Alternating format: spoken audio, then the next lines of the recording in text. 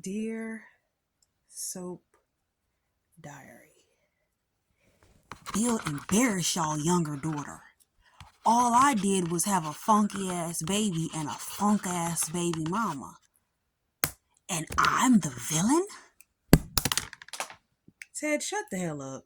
You're a joke. You're an absolute joke. Talking about all I did was make one mistake. Boy, there's no baby out there, okay? You lied to that lady and you had a baby on her while she was miscarrying your children. You were running around sleeping with a hoe on the stroll that worked at the local diner and you were bringing your son with you. Now you do one thing, one little measly thing. Oh, and I forgot, bring some flowers and spray some Febreze, and all of a sudden you want instant forgiveness. You want everything to be okay, and you feel like Bill is getting what you didn't. First of all, it's been months since Bill and Danny's relationship. Actually, it's been months since he's been married to Haley, and it's been a year since what's happened, okay? It's been a year since what's happened. Time has been on their side. And also, you have to remember this, Ted. Bill is useful to the family. He's useful. Nor did he, and he didn't paint himself out to be the perfect son-in-law and the perfect husband. You did, and that's why everybody's shocked at your behavior. Talking about you made one mistake while y'all were going through a rough patch, and you dedicated your life to doing right by their daughter. Yeah, because you felt guilty for what you did. You knew you got the whole pregnant. You may not have known the baby was alive, but you knew you got the whole pregnant, and you knew you were sleeping with her and telling her you loved her. And now you brought her and her raggedy funk ass daughter into their lives to terrorize it. So yes, you did your little one. You ate that one little thing by getting her to not buy the Jarvis house. But I'm pretty sure she's going to come back and buy the Jarvis house. So really you didn't do anything. And then you want a big pat on the back when the family's going through hell and they're in crisis right now with everything going on with Josie. Are you serious? You couldn't be. It's kind of funny with those names because my cousin's name is Chelsea, my sister's name is Allison. So it's always kind of like, oh my God, it's like I keep saying their names over and over again. Lord, oh my gosh. Ted is so exhausting. And here goes Bill. I heard what was going on. And I got money on it. I got 10 on Nicole. Why did they start betting on whether or not I guess Nicole was going to win the divorce or whatever? And he's like, y'all letting Bill back in the family after all he did, and y'all won't let me back in the family. Everybody loves being in the family when it's convenient and it's right for them, but as soon as they do something wrong, they feel like the family's gonna stick beside them. No, because look what you did. You have to take your lashings. Somehow they stick together. What type of family are you from, Ted? Do they just kick each other apart? And I don't care what anybody says. I don't care if anybody says Maurice would have been acting like this too, because I do believe that he would have done this, but I just feel like it would have come off as more believable. Like, I don't believe anything that's coming out of this Ted's mouth with his soft voice talking about your daughter. Okay? I'm tired of it. Okay? I'm over it. I guess let's just go through the rest of the recap review, whatever. So Nicole class back at a Delulu Ted. Like, yeah, Nicole definitely took it exactly where she needed to take it. She could have taken it farther because, like, what? You're coming in here demanding this and that, acting like you deserve respect and recognition and applause for what you did while they're in the middle of a crisis. Like, wasn't nobody thinking about you? Like, Chelsea is literally still going through stuff. Back Ted all but demanded applause for having directed Leslie toward a home that isn't across the street from Nicole's family. Needless to say, he didn't get the kind of praise that he wanted. Nicole told him, "You are reaching so far, you might actually pull something." Like, literally, she was dragging him from left to right. Like, they was dragging Ted by his little hair and that weird chain he keeps wearing, I guess to give him swag. Okay, because he definitely doesn't have the same swag as Maurice.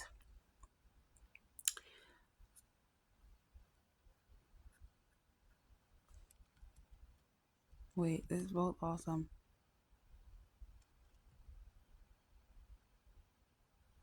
Badass tough Nicole is the best Nicole. Okay.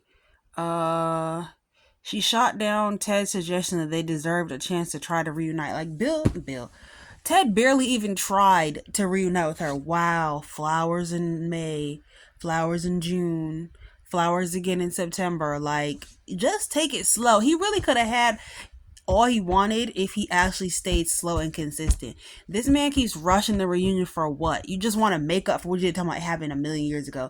And even Raggedy Leslie talking about it happened a million years ago. Okay, but she just found out about it. So to her, it's today.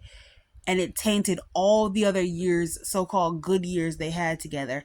Like, you sat in someone's face and lied for like 30 years. Please let it go. Please let it go. Bill entered the room and informed his pal that he was fighting a losing battle and put 10 down Nicole. Everybody else put money on it too. Anita put 20, Danny put 30, what's the girl? Naomi put 50, and then he got mad and put 100 down. Ooh, this bitch is shaking the table, okay? After they left, blah, blah, blah. He went on his rant talking about you people always stick together. You people stand beside each other. You people are a family, Ted, that support each other and care about each other. You're an idiot, okay?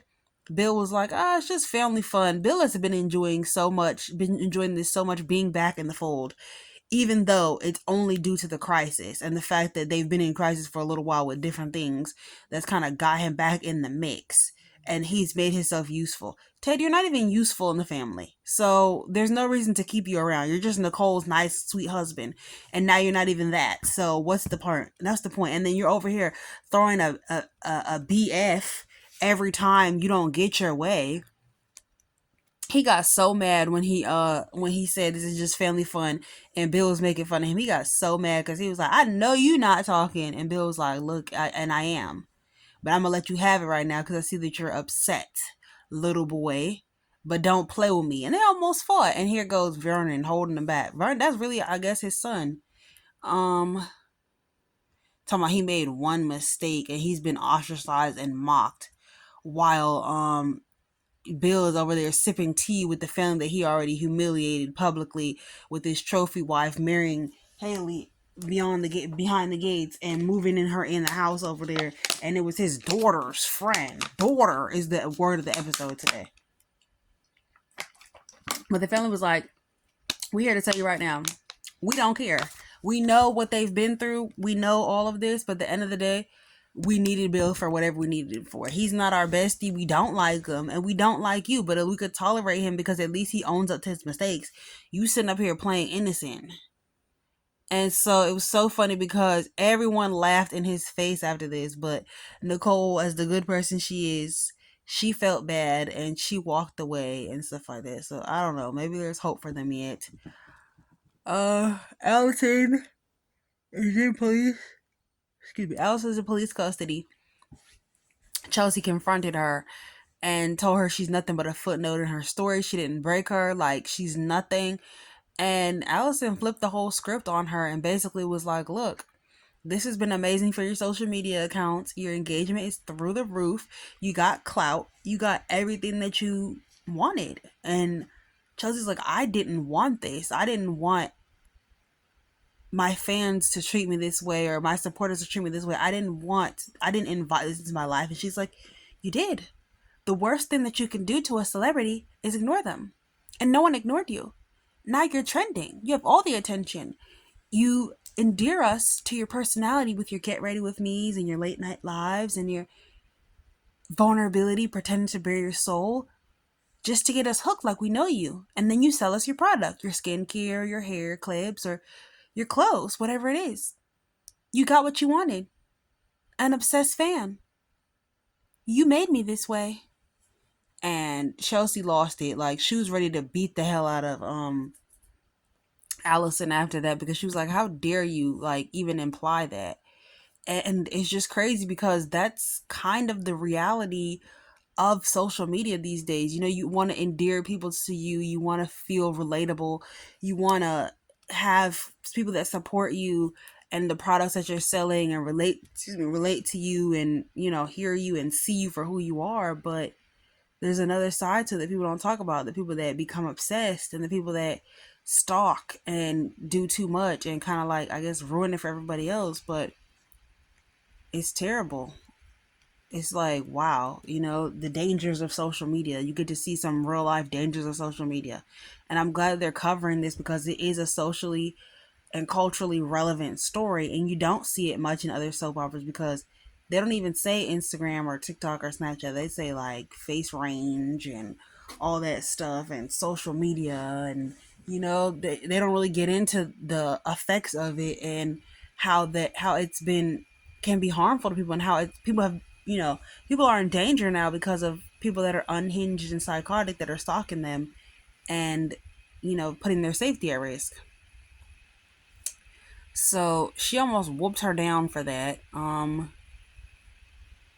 She went on to say that, okay, every post had basically been designed to create a stalker, which is crazy because they make Chelsea feel so bad for putting herself out there. And all we want to do is be seen. All we want to do is be valued, validated, be heard, relate to others, connect with people. And Allison made her feel bad for the connection that she had made with her subscribers and the people that have been supporting her on social media. And she just tried to weaponize Chelsea's whole platform against her as if Chelsea had anything to do with it, when it isn't. It's all Allison and her craziness. It's just very sad because you could feel the pain from Chelsea, and you could feel the pain that she was experiencing. Chelsea's been doing a great job. Like, she's been doing an incredible job. The Chelsea actress Ronnie Rose has been doing a great job playing a traumatized young woman that is going through a lot and feeling a lot and processing a lot, and excuse me, whose brain isn't fully developed, and who's a social media star and really doesn't know life without that, and is now seeing kind of like the dark side of social media and trying to process that, try to reconcile that, not blame herself, and figure out what she can do better in order to continue to keep herself safer than she is right now. So her mother gets there and she's looking for it, and as soon as she comes in, like, she bursts in and she's like, why do we need all this? Why do we need this attention? Why do we need likes? Why do we need validation? Like, you know, she's like, back in my day, we didn't have social media. So she felt like she had more of like control over her life and who she allowed access to it. And Chelsea cried because she felt like she didn't have that door that she could close, that she can put up more boundaries to say like who can and cannot come through this door. And she cried and she feared that she was an attention whore that had somehow led on Allison. And they were like, absolutely not, because Allison's crazy. So if you could have had 2 followers, you could have had 3 posts, and she would have felt that way because she's a psycho, And she was in Madison's arms. And what I like about Madison is the fact that Madison looks older than her, and Madison is taller than her and bigger than her. So it's almost like she gets to have, like, I don't know, like this feminine, maternal, like loving touch. Like, she gets to be held by someone bigger than her. She gets to be small. She gets to be the baby. Um she gets to be loved on and cherished by someone who's bigger and who's older and who has a little bit more life experience.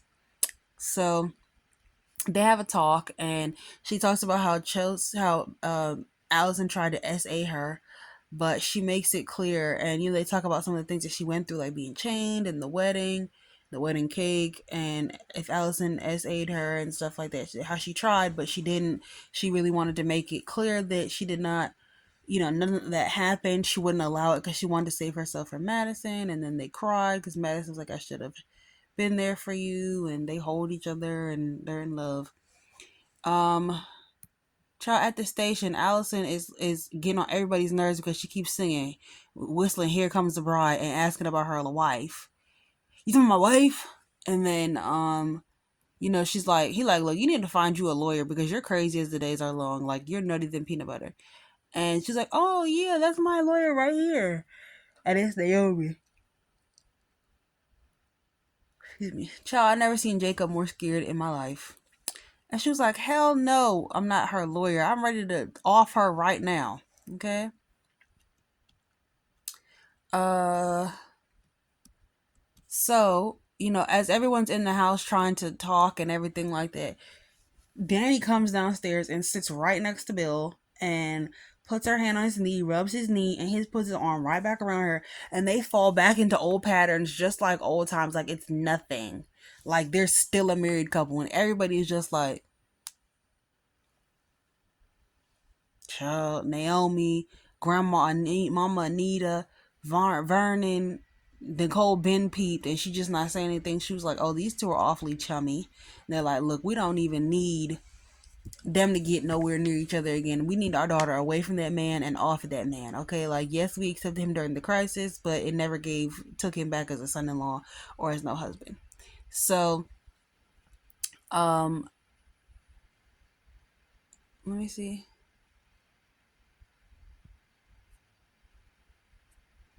So, here goes Bill. Naomi's so worried. She's such a good daughter. She's so worried about you. She's worried that I'm taking advantage of you. And she's like, huh, like I'd ever let that happen again. And then she walks out the house, and here go Bill. Mm-mm-mm. Damn, she look good. Exactly, because she do. And do. Yeah, and you want her back. Speaking of want them back, Martin is upset because his parents are getting divorced.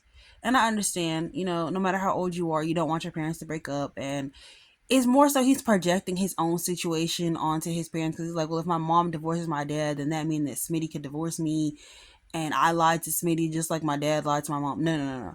You lied about a crime because your husband is an honest reporter. And he would have tried to make you go to the police. He lied about a baby, a living, breathing human being, and an affair while she was going through miscarriage. Oh, and bringing you around the side chick to hang out to my little chocolate man, little muffin man. I can't believe it. Um, so Martin and Smitty have a talk, and they talk about politics, and they also talk about like being wanting to repair their marriage and what could they do. Honestly, I feel like yes, I understand where Smitty's coming from, but Smitty's spending a lot of time just being mad for like the sake of being mad. Like, if you want your marriage to work with Martin, then you guys need to take active steps to build trust. Not you just keep saying, "I can't trust you, Martin. You didn't trust me enough. You didn't trust me enough." Oh, but they get into it and they have like a moment or whatever, and then they go upstairs. They do the whoop de doo, and they have chemistry, and I really like them. But I feel like in the scenes where they almost kissed were better than the scenes that they did kiss because Martin was really into it, and it seemed like Smitty was into it too, but also like scared and hurt and stuff like that. Like you could tell Smitty was gonna be regretful afterwards because he wasn't like thrown into the passion. He was very like conscious of what was going on. Like he was actively trying to give this a try because he really did need his husband back and he did miss his loving and stuff like that. So they end up kissing and they end up going to bed together doing sex. And let's see, but that didn't necessarily mean that they were back together. And Smitty was like, "No, like you're still about to." Martin go like, "Oh, let me get my stuff and bring it upstairs, child. Let me go get my bags from grandma's house." Like, huh? Oh, everything's right now. He's like, "Okay, just because we did sex, like that does not mean that everything is right between us." And he's like, "It's not a magic reset button." Martin is just like a man, okay? Thinking it's a magic reset button. And no offense, Smitty is more like, I know they said that there's no roles in these type of relationships, LGBT, and I apologize. Like my sister's in it, so like I'm still learning. But but Smitty kind of operates more like how a woman would after an argument. Smitty's a bit more feminine. Let's say that. Excuse me for my. If I'm sorry if I offended anybody or if I was disrespectful, but I'm sorry. Smitty is more like a bit more feminine in the way that he addresses these arguments. Like he knows that doing sex is not just gonna fix everything, and he really wants to work on their trust. And like even though they had a moment and he needed his husband in that way, it doesn't mean that they're gonna get back together. So he was like, mom was like, but I love you. And he's like, yeah, but I love you too. I don't know if I can trust you. And they have a conversation like, next time I accidentally kill someone on the side of the road, I'll call you first. And he was like, this is not funny. And he's like, I know, but we do need to work this out. We need to figure out a way to build trust. Like, we cannot just keep going around in circles. Um,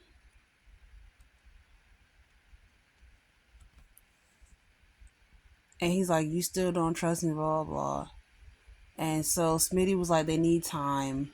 But until then, Martin was going to be on the couch. So I guess it was good while it lasted. And we know that Martin is doing a heck of a lot of projection about his situation and his dad. Like, what his dad did was absolutely foul and wrong. And he deserves to get divorced. Martin, you do not deserve to get divorced. Although you did treat your husband bad for 2 years and keep lying to him. So you definitely deserve the doghouse that you're in right now. Smitty should have never gave you no whatever it is that he gave you. Speaking of whatever it is, Ashley and Derek have scenes, and of course, I'm not paying attention. I did remember, like, oh, what happened to Andre? Who cares? If Danny's not in his universe, we don't even care about him. Ashley suggested that Derek had a hero complex. He felt like he needed people. He wanted to be needed. He wanted people to be grateful to him. He wanted to impress Ashley. Ashley stumbled onto Derek and like he was like, it's okay, I couldn't even feel it. Ashley just kind of ran out, but really she should have reassured Derek and been like, it's okay, babe, like whatever, like whatever. But he said he felt a little bit, so he tried to overwork himself after that. Um, which is what we knew. Ashley's the type of person that how she treat people, they'll end up unaliving themselves. Like they'll commit shoes inside because why are you running off instead of comforting and being there for your man? Shanice was like, look, you need to either step up or ship out with Derek because he really like you. And I'm not with Derek like that. She's like, oh, don't say it for me. Say it for you. I deserve a man who loves me, okay? Not a man who's hung up on your weird behind, okay? Uh, Nurse was like, child, please. I love her lines because she makes everything sound believable and great.